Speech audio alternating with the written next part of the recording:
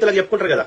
So ఆ విధంగా మనకి ఇంటర్నల్ గా వచ్చిన సమాచారం ప్రకారం ఆ మొత్తం సీసీ ఫుటేజ్ లో పోలీసులు రిలీజ్ చేసిన అన్ని చూసినా, వాళ్ళు షేర్ చేస్తున్న ఫోటోలు చూసినా, అన్నిటి ఆధారంగా నాకు అర్థమైన కాడికి ఆ నల్గొండలు షేర్ చేసిర్రు, చౌటుప్పల షేర్ చేసిర్రు, అన్ని కరెక్టే ఉన్నాయి. ఆయన పర్సనాలిటీ, ఆయన ఫిట్ కున్నాడు మనిషి. జిమ్ పోతాడో ఏమో మంచిగా ఫిట్ కున్నాడు, ఆరోగ్యం.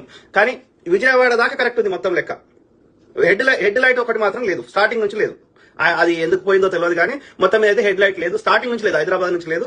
ఆయన ఏమనుకున్నాడంటే ఇప్పుడు రోడ్ ఫిక్స్ చేసే టైం లేదు అనుకున్నాడో ఏమనుకున్నాడో నాకు తెలియదు. కానీ డే టైం అయితే అవసరం లేదు, ఓన్లీ నైట్ టైంలో. ఆ కొద్ది టైంకి మనం ఈ ఏమంటారు, ఈ సైడ్ ఉన్నది కదా, దాన్ని ఏమంటారు కదా, సైడ్ లైట్ ని ఇట్లా ఇండికేటర్ వేసేదాన్ని. సో ఆ ఇండికేటర్ ని వాడుకొని నేను కొద్ది దూరమే కదా ప్రయాణం చేసేది రాత్రిపూట అనుకున్నట్టున్నాడు. సో అదొక్కటి లేదు, స్టార్టింగ్ నుంచి లేదు.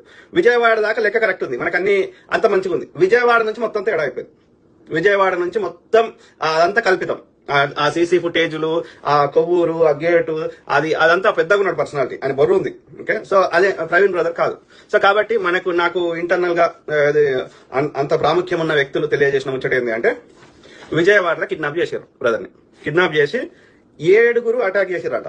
7. ఎవరు ఆ 7 అంటే కిరాయి రౌడీలు. ఇవాళ ఎట్లయితే మిర్యాలగూడలో ఆయన చంపారు కదా, అస్గర్ గిస్గర్ ఎవరో, అట్లా కిరాయి రౌడీల్ని హైర్ చేసుకున్నారంట. ఏమంటారు వాళ్ళని, కాంట్రాక్ట్ కిల్లర్స్ అంటారంట వాళ్ళని. ఓకే, ఎవరు చేయించారు ఏంది అనేది ఒక్కొక్కటి చెప్తాం.